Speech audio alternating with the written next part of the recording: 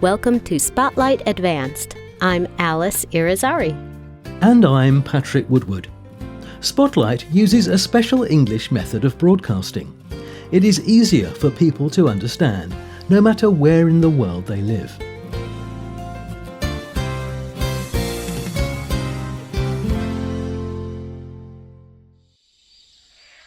A young boy walks along a country road in England.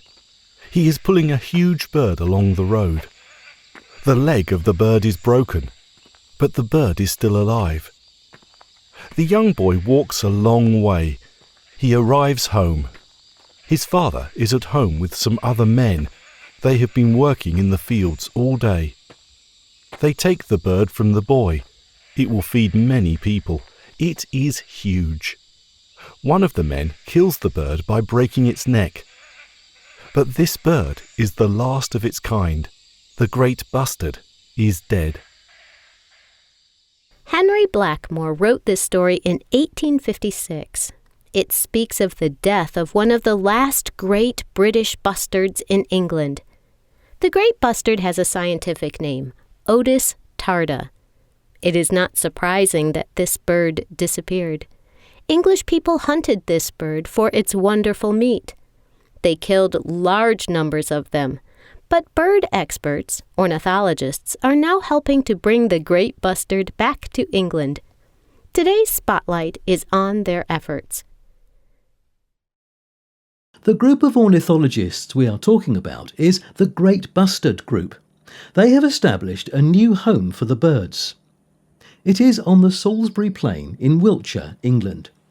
They chose this area of England because it is a good environment for the birds, with a good supply of food. The British Army uses a large area of Salisbury Plain for training. Citizens are not permitted to use this area. This is good news for the birds. It means protection. Only soldiers training with the Army can use the area. These soldiers try to stay away from the birds. This lack of people means less danger for wildlife. Other rare birds have survived well in this environment. So, what makes this bird so special? Well, the Great Bustard is the world's heaviest flying bird. Male birds can weigh up to 20 kilograms. They can measure over a metre long. The birds make a noise similar to that of a dog. They can also live for 25 years. This makes them one of nature's longest-lived birds. The Great Bustard is also very rare. Ornithologists estimate that fewer than 50,000 Great Bustards exist in the world today. The new English group, or colony, will help to protect the birds for the future. The colony is the result of an international effort involving experts in Britain and Spain. So British and Spanish ornithologists are working together. Originally, the project involved ornithologists from Russia as well.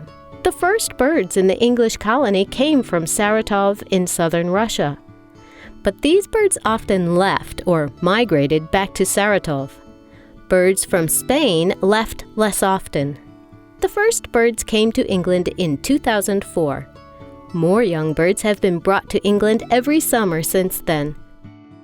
Life is also difficult for the Great Bustard in Spain.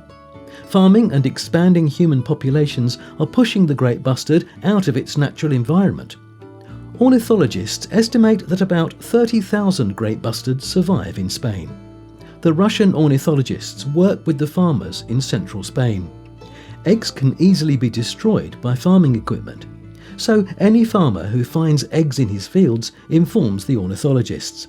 The ornithologists then rescue the eggs. So what happens to the birds after they arrive in England?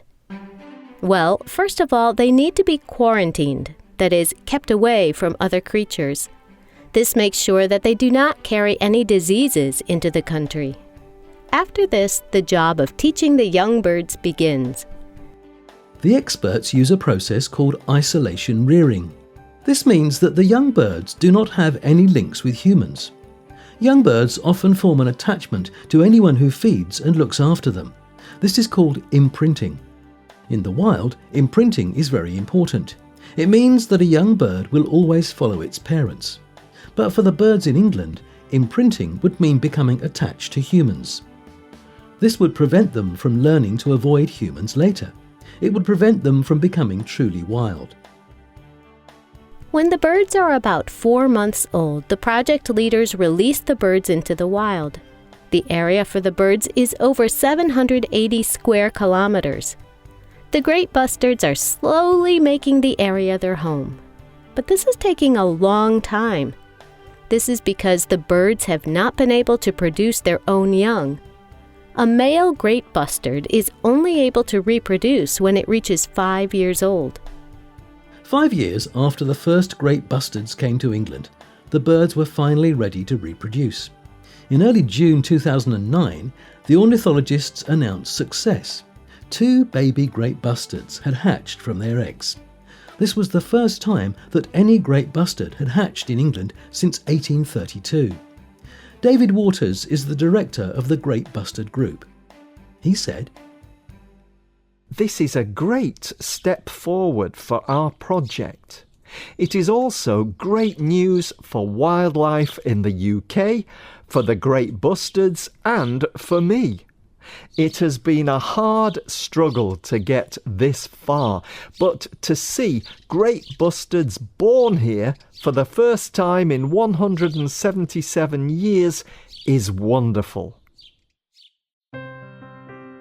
By 2022, British ornithologists counted 20 nests in the wild.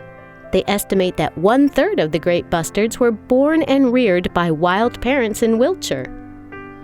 Ornithologists consider the population to be self-sufficient and growing. The breeding program will continue. The hope is that the number of great bustards will grow so that this species will remain on Earth. Wildlife experts estimate that the world loses about 70,000 different plants and animals every year. These creatures become extinct. They no longer exist anywhere in the world. This is a serious matter because nature depends on balance. When one animal disappears, it has an effect on the whole environment. Many experts believe that individual countries cannot solve this problem. They believe that the international community needs to act together. The Great Bustard Project is an example of this sort of action, but this alone will not save the birds.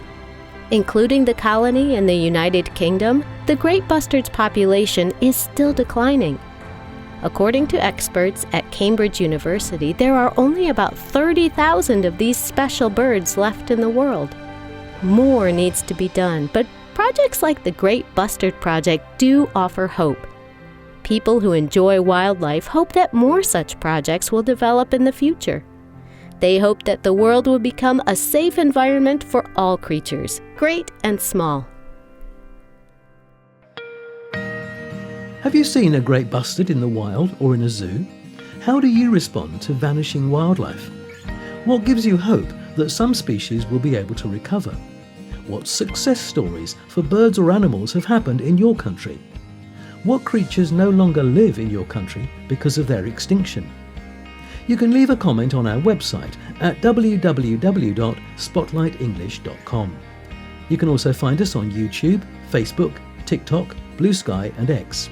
You can also get our programs delivered directly to your Android or Apple device through our free official Spotlight English app.